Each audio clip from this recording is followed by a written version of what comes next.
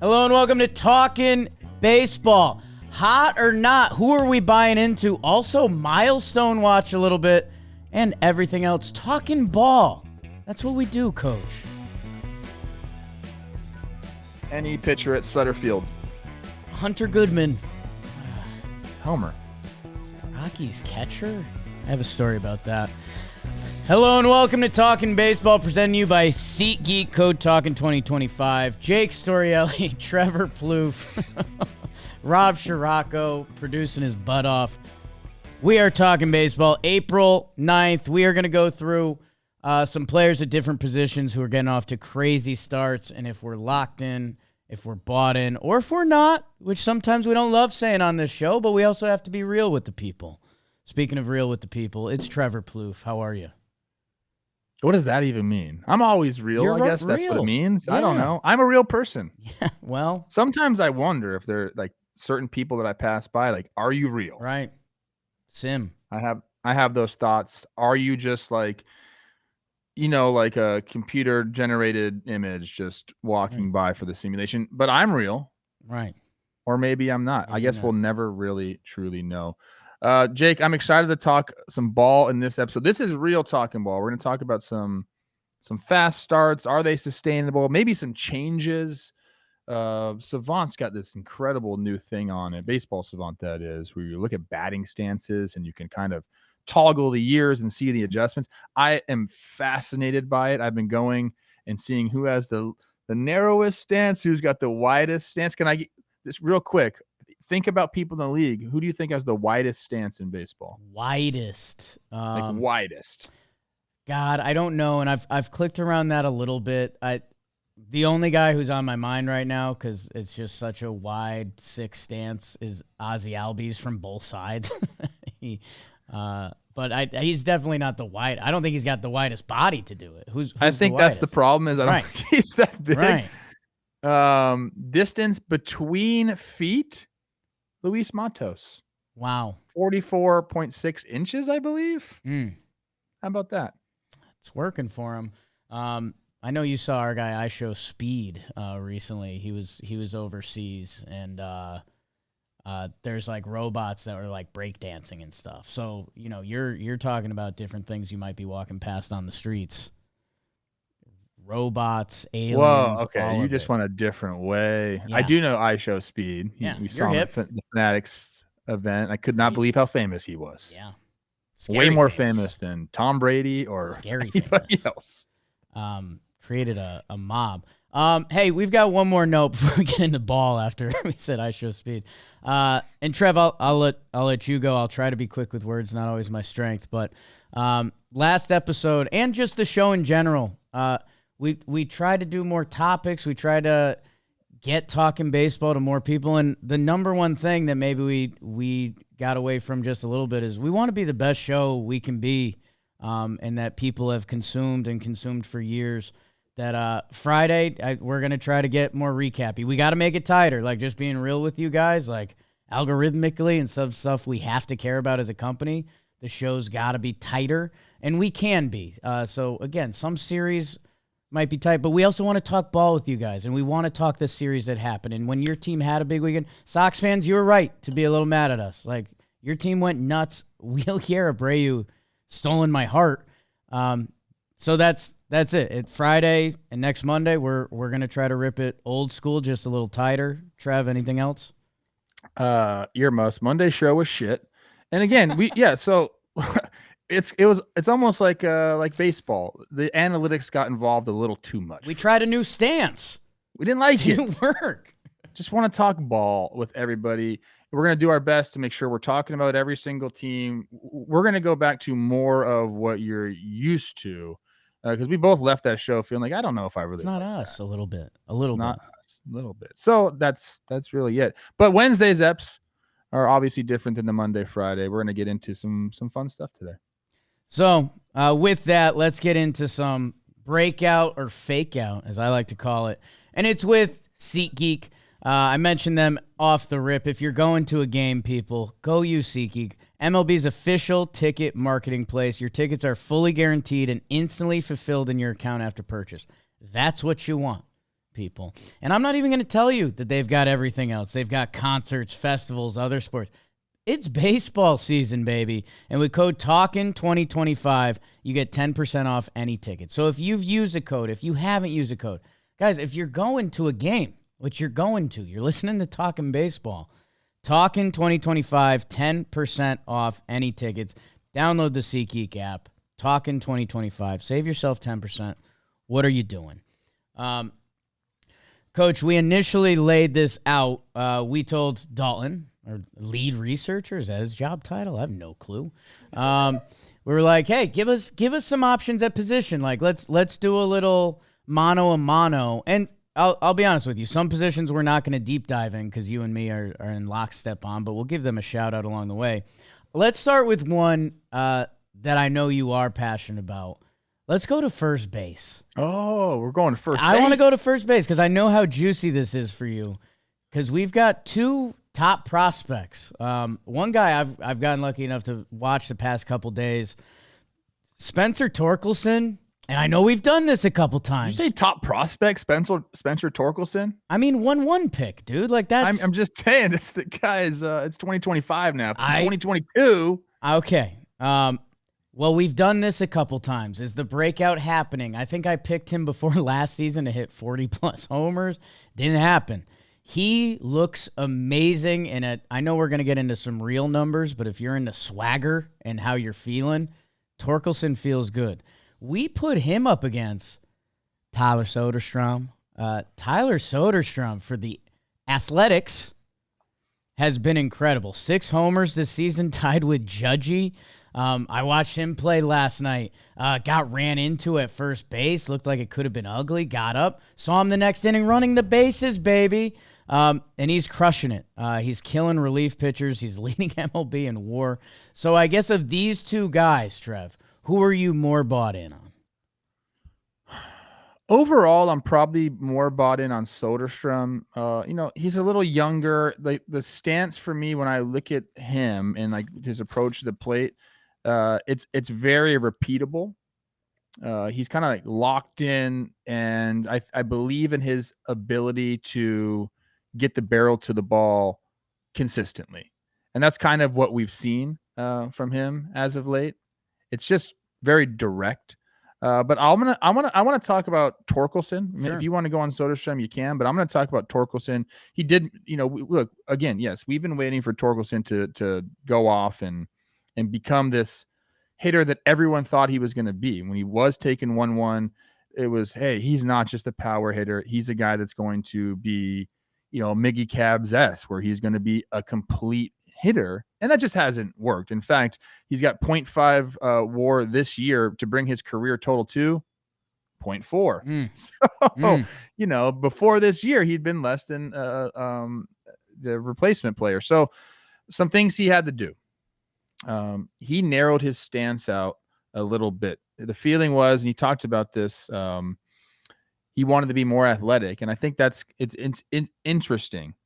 When you talk to guys about that, actually, I just had a discussion about that with my son.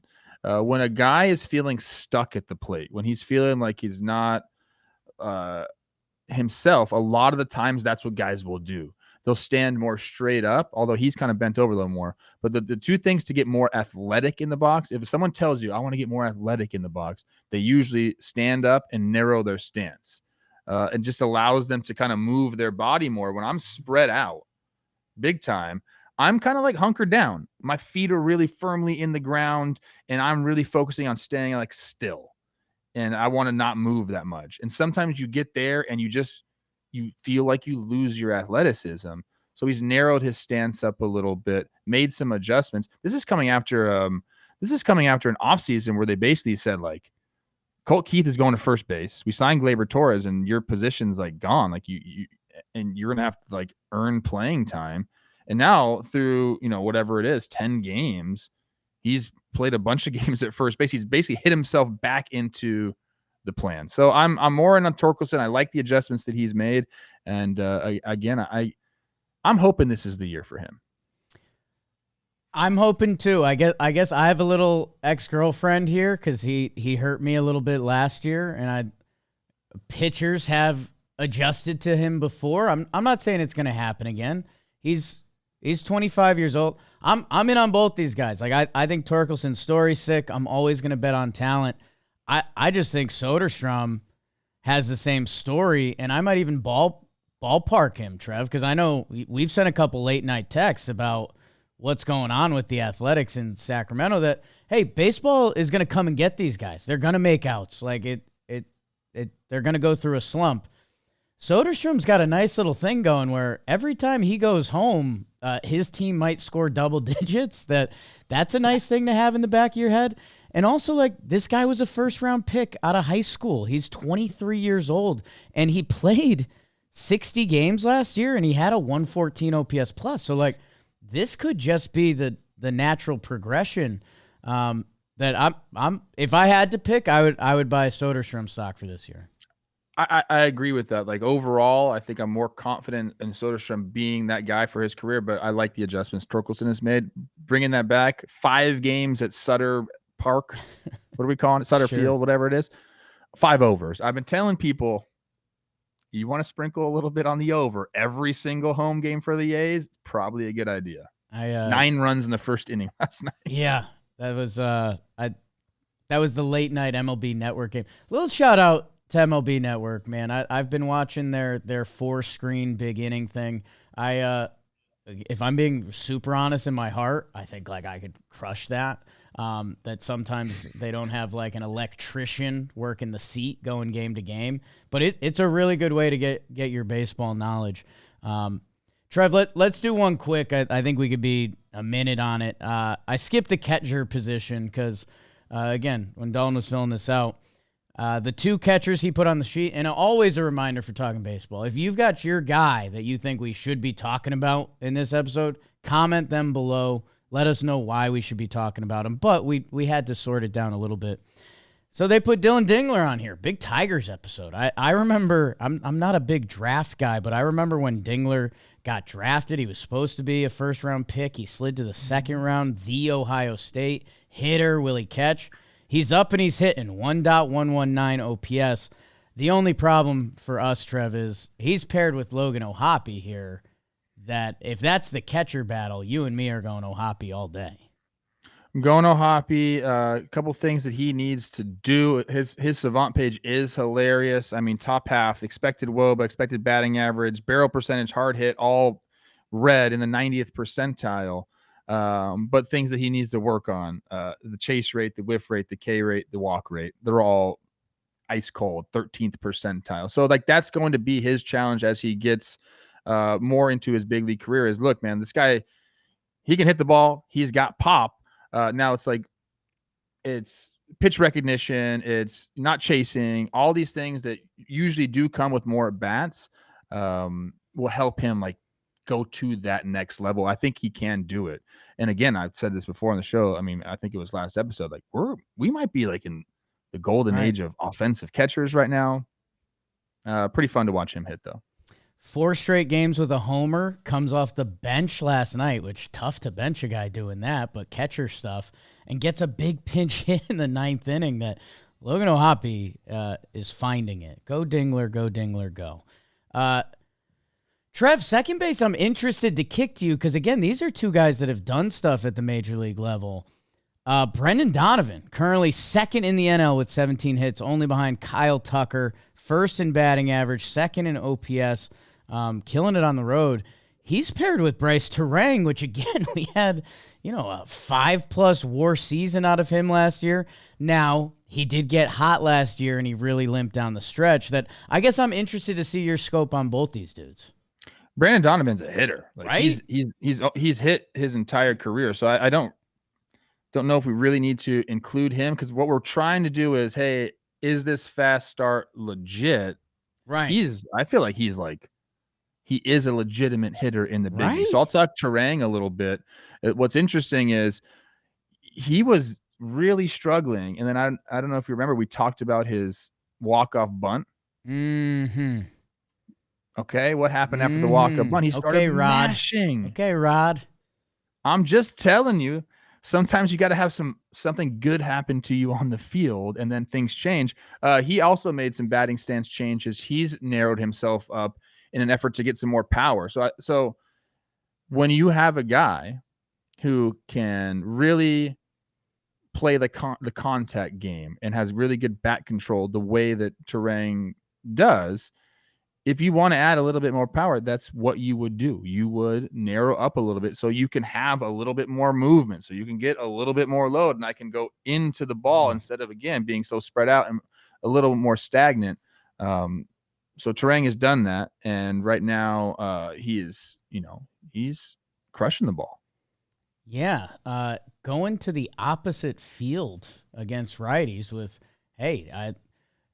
God, we laugh sometimes about baseball coming back, but that's, they used to teach the speedy guys that, Trev. And so I won't say that's all the success, because like you're saying, those 3 homers that he pissed on, that's what really changes your OPS and the whole stat line. Turang looks really good. By the way, the Brewers are kind of back. I think they went up to 6-5 last night, so that opening sweep is gone. And yeah, if you're someone listening and you're like, Brendan Donovan, they're giving this guy that career 119 OPS plus, that like the numbers have landed where they have. That is there more in there? I think there is. I think some of the Cardinals' ick from the last couple years, which kind of feels like it's gone. I know it's a long season, but he's got a career 780 OPS. Right? I mean, like that's where these guys are just two different cats. Like Turang is going to play amazing defense, slap it around. I don't think there's big OPS numbers in that bat. I could be wrong, because if there are, he's like a 7-WAR player. I think Donovan could be a middle of the order 800s OPS guy, that at the second base position, you just don't see a lot of that. And don't sleep. Brendan Donovan's got a Gold Glove. Whoops. What was it? I think was that the utility Gold Glove? Was that I forget. That was his rookie year. Rob's on it. I love a utility Gold Glove. Gotta love a utility Gold Glove. Trev, let's get sexy, because this is what we do. And part of that is with our friends at DirecTV. DirecTV, today's episode is sponsored by DirecTV.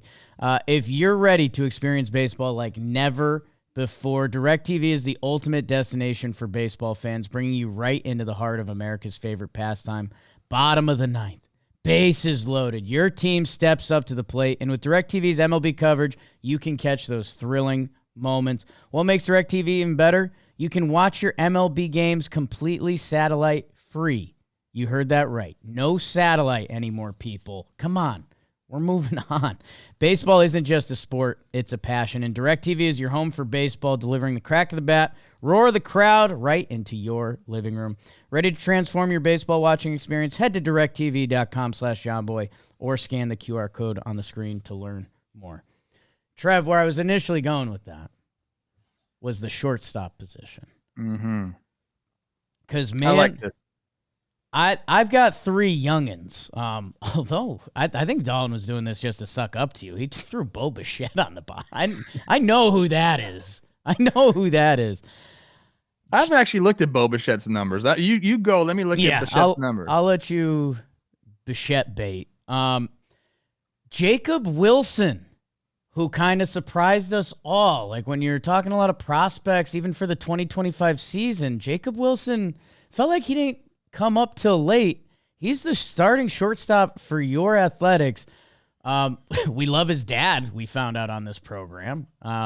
And we like a 12-game hit streak to start the season, hitting 400, not seeing any pitches. He is swinging and hitting. Anthony Volpe's on the list. Okay, I'm interested. The barrels are up. The slugging is up. Was one of the guys circled with torpedo bats early on. And then we play for rings in the desert. That extension before the season, Geraldo, Perdomo, 100th percentile in whiff percentage. Luisa, Rise, and Perdomo. We don't talk about them like that. So with those 3, Trev, I want to know what you got. I want to talk Jacob Wilson. Because he is an interesting player to me. You mentioned he is up there hacking. He is not seeing pitches. 2.87 pitches crazy. per plate appearance, lowest in the AL. I talked yesterday to Trevor May. How about that? Wow. Went on his show. We were talking about that stat in particular, like swinging early. And my dad used to tell me that all the time. That's like the one thing my dad told me about baseball. I mean, he obviously worked with me, but like I remember that more than anything. He's like, go swing at the first pitch. It's usually the best pitch hit. I don't know how great of advice that was. I don't know. But like be aggressive, I think is what it is. Yes. He's very aggressive. And you watch him hit, he is not like some of these other guys where they're like, I got to make sure I am here in the box. And look, he is just up there swinging, bro. Big leg kick early. He gets his barrel to everything. Like you watching some of these at-bats, like last night, you and I were both watching the Padres A's game, and Cease was the entire A's team was first pitch swinging against him. That was like the plan. But it didn't matter what pitch it was either for Jacob Wilson, man. Sliders, fastballs. He's up there ready to hack, and he has like his ability to put his barrel on the baseball is special. Now, is he gonna have to make some adjustments at some point? Maybe, but like if you're able to do that, if you're able to have barrel awareness the way he does, you can get away with a lot of mechanically like stuff that's quote unquote mechanically wrong. So I am all in on him. I think he plays the game in a really, really fun way. And if you haven't like watched them because they're the A's, they're West Coast and they're the A's, give him a chance. I think that you'd really like the way he plays. That the pitches stuff is scary because it feels like that's the pitchers start making a little bit of an adjustment and you're going to start getting some junk and then you start doing the whole dance. Yeah, swinging early. I was daydreaming about that last night, maybe teaching a young Jake one day. That dude, I kind of grew up with the on-base percentage Yankees that I would watch the games and they're like, look how many pitches Bernie and O'Neill take. And it's like, well, they're awesome. Go up there and hit the ball. Altuve, I think, is the best example, dude. Like, he wants to murder that first pitch, and then once he's in the at-bat, he kind of has a normal at-bat. I guess Volpe and Perdomo are left out there, Trev. I don't know. I'm not saying you got to pick one to be your shortstop, but where do you jump? I like Volpe. Okay. So we'll go Volpe here. Obviously, has he continued to use the torpedo bat? Because we saw last night Ellie De La Cruz is off of it. I think he's continued to use it, right? Yes, Volpe's continuing to use it. So 6 barrels in his first 9 games. He didn't get his 6th barrel until May 12th last year. That was his 41st game. So I guess moving the barrel to where you usually hit the ball is a good thing for Volpe. He's one of the guys where it makes sense. I told people the bats are not going to be a big deal in a month or so, but for a guy like a specific type of player, they can really help. And Anthony Volpe, I think, is one of those guys who's seeing that. So I don't want to give all the credit to the bat, but I think in his instance, there is a lot of credit to be given to that. Especially as far as you're talking about extra base hits and a little bit of increase in power because you want to hit the ball off the barrel. I think it makes sense for him. It does. Volpe had a really good postseason. You still want to believe in stuff like that. He's still very young. Like the light bulb could fully go off. It just depends what does that mean. And Yankee fans are finding out too. Like he's got a little bit of pop in that bat. Like he really does. That are you a Dozier in his game? Okay, I like that. But I mean, think about what you're also saying there. I mean, Daddy Dozier put up a 40 burger one season, right? Jeez. So. I don't know if he's got that in him. Maybe we'll bring that back. I don't know what the hell happened. Bring that back. I honestly, man, if you're at work today and you're bored, go check out Perdomo's Baseball Savant page because it's its own type of beautiful. And I just think maybe that's the light bulb some people need to think about this guy. Seeing him next to Arise, I was like, oh yeah, like if you want, you could get caught up on the fact that Perdomo 15 career home runs. The OPS lands in a gentle spot because of that. But he is just trying to put the stick on the ball and make action happen, almost like an old school shortstop. And his role on that D-backs team, there's a reason he's beloved. Awesome. Yeah. Yeah, I believe in yesterday's game, Lovello gets tossed, Yeah. and then Bannister comes out, and he's arguing. Like I love the Diamondbacks, love their coaching staff, and Perdomo is. It's a lot of fun, and I think, look, man, sometimes when you get a deal, you start to chill out a little bit, and the game becomes fun again, and it becomes a little less like stressful, and then like that could open guys up big time. I think the game's always been a little chill for him from what I've seen. I could see that. But I would say this, like, there's some teams that would see Perdomo and be like, we need you to start hitting the ball harder and turning on balls, and we need to get that launch up, and you need to hit homers. The D-backs just extended him. They're like, we love what you're doing. That matters. Because not everyone's a freaking power hitter, man. Like, don't get me started on this. You know I'll get you started. Me and Trev had some good old man text last night about how bad defense is in baseball now. I could see that being a midweek episode. Nobody plays their position. I get wrong on this show, Jake. Right. We talk a lot. I get some things wrong. I also get some things right. Yes. Last year when I talked about bunting and how nobody knows how to defend it, we are seeing that in spades this year. And I actually think we are seeing more teams bunting, like the smart teams, because they know that.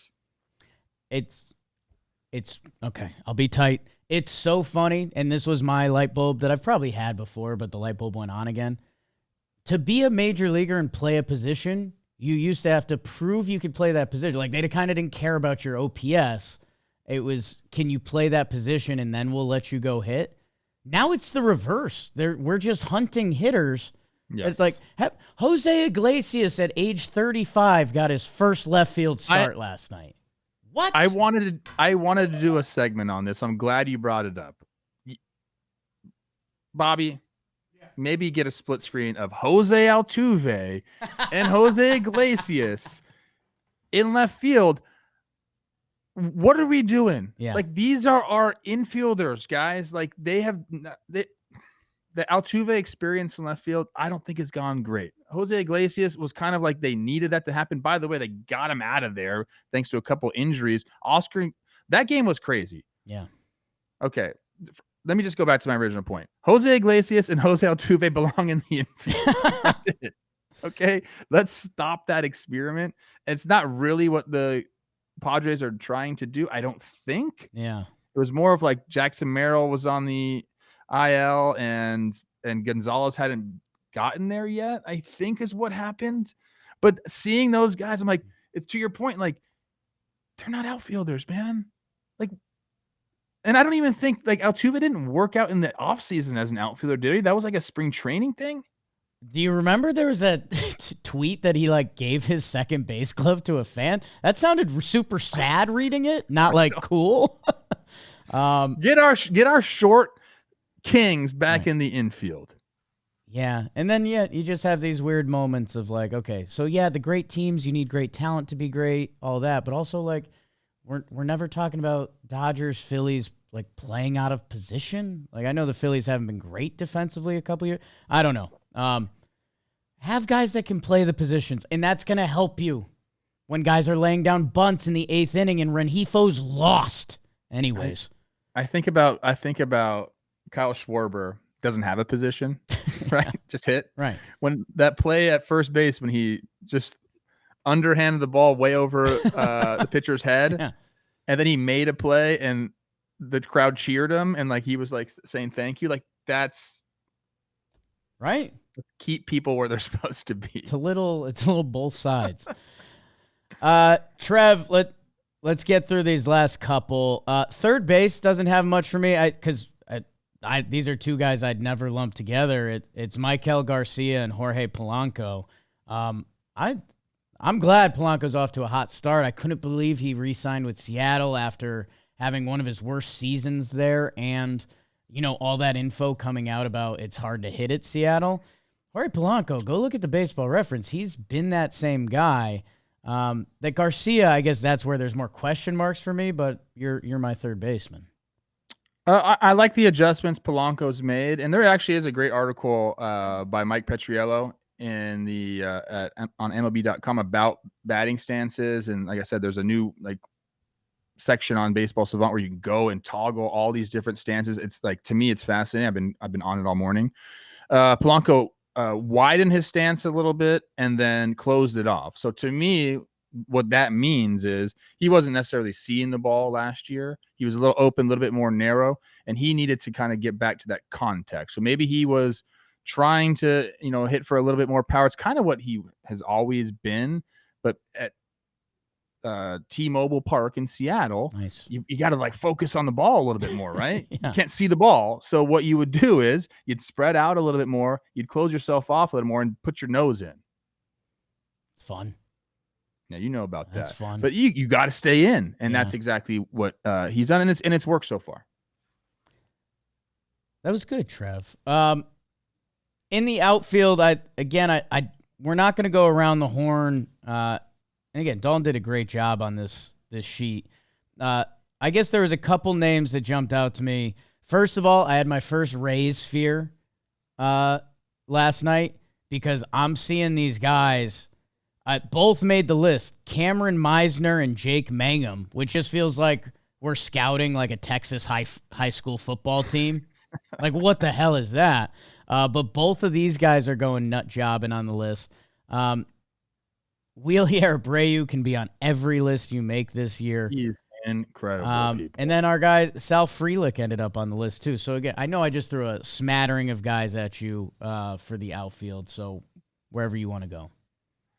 I'm scared to do this one because I feel like we've talked too much Yankees already, but they've made a ton of adjustments, man. And this is screw the Yankees. Nobody wants to hear it. Yeah.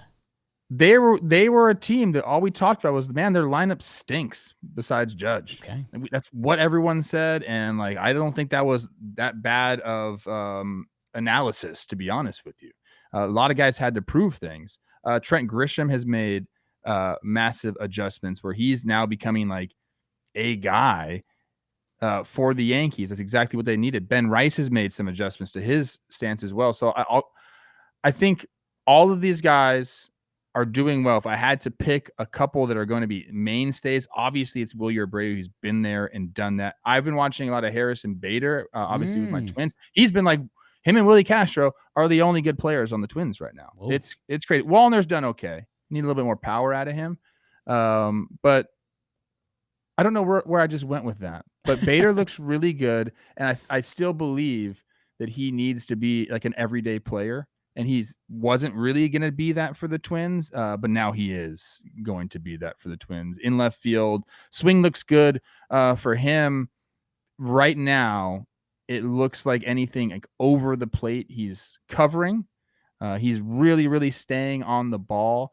And you can even tell by watching his swing, if you're on the mound, it doesn't look like there's a lot of places to beat him right now. And there are times when you watch a hitter, you're like, oh my God, just like throw that guy a slider away. He's going to wave at it. I watched Mark Canha do it against the Twins yesterday. It was like Pablo Lopez doing a few sliders that had no chance. Right now, Harrison Bader is so like locked in and comfortable with what he's doing in the box. Like it doesn't seem like he has a hole. So I think his fast start, 300 batting average, 956 OPS.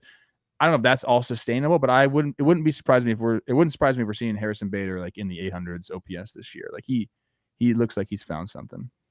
Trev, I'm blanking on the guy's name. He's one of the Twins like writers who's on Twitter a lot. X. There's Aaron Gleeman. I think it was Gleeman. We've referenced him quite a bit. Yes. Trev, he had a tweet the other day. Twins last 50 games, 15-35. Yeah, it's bad. They ended very, very poorly last year and started off poorly this year. Yeah. White Sox, the only MLB team worse than that. So I'm putting that out there. I was on my couch. That's fine. Look, the roster is good. Like there's guys that have done good things. They have not competed well as a team. It looks flat. My guy Eddie Julian's swing is not where it needs to be. Carlos Correa has some issues right now he's hitting the ball hard, but on the ground too much. Like he's closed himself off too much with his shoulders. I kind of need to get down to the field if we're being honest. Yes. They have a new hitting coach. I don't know what my relationship with him is going to be like, but I'm going to be in the cage, dude. Like, I like to be in the cage. Let's go. And unless he tells me I can't, I'm going to be in it. I don't tell people what to do. I just like seeing guys hit. Right. And I'd rather do that than go to the manager scrum. How about that? There you go. Yes, 1,000%. Okay. Coach, there's Ben Rice, Kyle Manzardo, a couple DH studs right now. I know you love Manzardo. I love Rice. And then pitchers, I don't know. A good arm's a good arm. We could talk about them another day. Nick Lodolo, the Cincinnati Reds, 50th career start on Tuesday. 308 strikeouts are the fifth most by a left-handed pitcher through their first 50 outings. I mean, it's not how I think of Nick Lodolo. I know he's good. I know he's talented. But, again, if you're buying into formerly my Reds, Lodolo, Hunter Green, such a funky team. Trev, we also had a nice milestone the other night that got us thinking a little bit. Francisco Lindor gets his 1,500th career hit, the 670th member of the 1,500th career hit club. And again, there's a formula here. You got to play a lot. You got to hit a lot. Lindor failed to record 150 hits just once in 2021, excluding the 2020 season. Trev, these numbers were jarring. Only one player got to 3,000 hits in the 2020s. It was Miggy Cabs. 5 players in the 2010s. 4 in the 2000s. So, like, this used to be you've had a good career, you slapped it around. As baseball has changed, this is going away a little bit. That leads into, I think, a fun conversation. Is Lindor going to get to 3? Is he a Hall of Famer? There's a couple other guys. So I think he is going to end up being a Hall of Famer. Already amassed 50 WAR. Obviously plays a great shortstop. And he posts, man. That's one thing you can say about Lindor is he plays games. That's kind of what you have to do to put up those counting stats.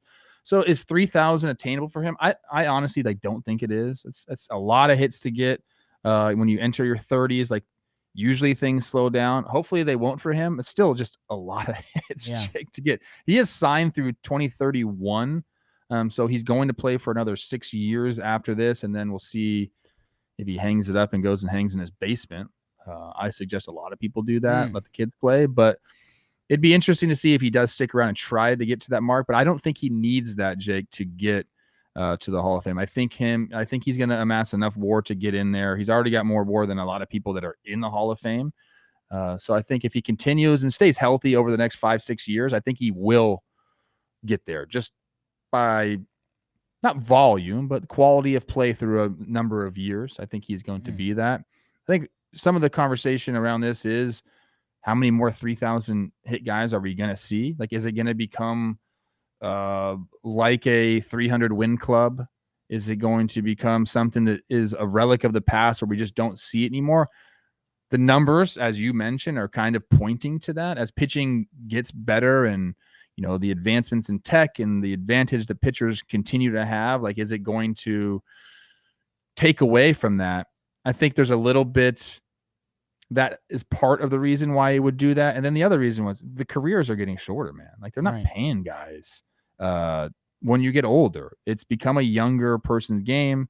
And to reach 3,000 hits, I mean, you're talking, it's 20 seasons of 150 hits. I think that's the right math. I think I crushed it right there. Nice. But it's just, you have to play and you have to be, someone has to give you a contract to play in the big leagues, and then you have to continue to produce. So I think we're, some guys that still have a chance, like Machado, Bogarts, Mookie Betts, they're on quicker paces than Francisco Lindor is, but older. I think it's going to enter that. The 3,000 hit club is going to enter that category of like the 300 win club, where it's just how many more guys are we going to see in that? Like, probably not a lot. Yeah, I'm kind of glad you said it, Trev. Lindor, the safer bet is very much no. That the 30s are hard. This is where I get, some people don't understand my argument, but go look at Bonds and Griffey through 30. Go look at them after 30, and one guy was on the stuff, one guy wasn't. for me, shortstop, Lindor isn't going to be a Hall of Fame. By shortstop war, the only guys ahead of him that aren't in the Hall of Fame, your guy Bert Campaneris, which, hey, maybe we'll get that right one day. He's 3 war ahead. Bill Dillon, who I'm not familiar, I think he retired in 1910. Get him in the Hall. He should be in here. You should see. How do you know what his war was from 1910? I mean, you want to lose me and Trev for an hour and a half. That's insane. I am so out on that. Trev, you know who he's sandwiched between? Jeter and Ozzie Smith. So if Bill Dillon was that ball player, I need him in the Hall. How do we know what his defensive metrics were? Don't.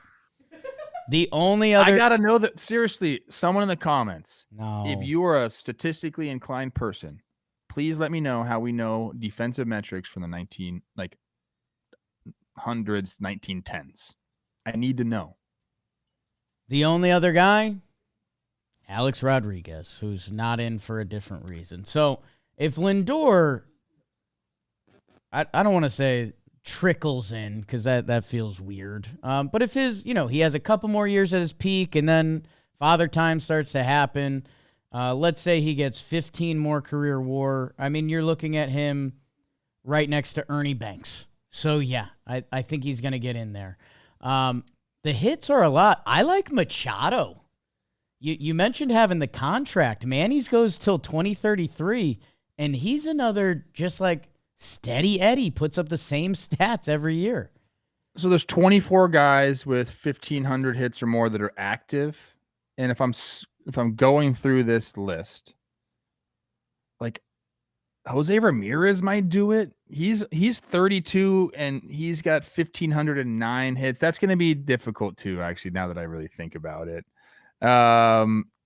Yeah, like Ozuna's on it, Stanton's on it, Hayward. Like none of these guys are going to get there. They're too old. Yelich is probably not going to get there. He's at 1,595. Castellanos, love you, dog. I don't think you're going to get there. You need another 1,400 hits. I don't think he wants to. I don't think he wants to either. So yeah, really looking at this list, like Altuve is 35 and he's got 2,248 hits. Right. I think I can actually see him wanting to hang on and get that. It's going to take a lot. It's going to take a big effort, but I think I could see him doing that. And other than that, like, I don't know. You said Machado. He's got 1,915. He's 32. I don't think he wants to. He's got the contract there. too. He's got the contract. I know the contract's there, but he might be like, hey, guys, I'm out. I'm good. I don't need the money. He doesn't need the money, by the way. So if I'm looking at the list, I'm like, I think like Altuve is my best bet. Yeah, Altuve, again, there's the caveat Freddie here. Freeman's there too. Guys used to chase stats like this that, a couple, I don't want to say sad years, but, if Altuve was willing to bop around on a couple different teams to rack up 140 hit seasons, then yeah, I think he could do that. I don't know if he'll want to do that. I guess his legacy conversation is a slightly interesting one. But yeah, I mean, and I guess the other thing is just don't bet against Mookie, because again, he's got so much other stuff going on that, like, why would he? But also, I just saw him start playing shortstop, and he looks amazing. So if that was something if he want to go back to Boston for a final 3 years and just rack up some hits, he could. He'll do something super cool. He'll like be He's not leaving LA, baby. Once you get a taste of LA, let me tell you that. Once you move out here, you're not leaving. Say it to my face.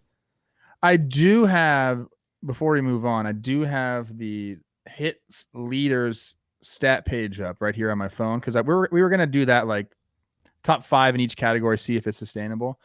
Kyle Tucker leads the league with 19 hits. George Springer, who's balling. Yeah. To start the year, defensively and offensively. He's third with 17. Altuve and Bregman both have 16. What team did all those guys play for? Oh. Could have had all of them. Right. They have one of them now. Man, I don't know if we'd ever get the honest answer out of George, but dude, that's got to feel so good, bro. Like, you're getting a little older. You're 35. You had a nice second half to kind of save your season a little bit, or after a tough start. To come out 459 the first 10 games. That's got to feel so good. So good. We highlighted the first award was George Springer making that play in right field. Alan Roden was out in right field the other day, and same exact play happened. He just zoomed the ball and everybody scored. And I'm like, this is the defensive war that I understand. Right. It looked like 1 run saved. Good for George. Good for everyone. I want to make my Tampa Bay Rays joke again, just because I can't. Jake Mangum feels like the quarterback, and Cameron Misner's his tight end, and they're just unstoppable. And they might be on the Rays, guys. They might be.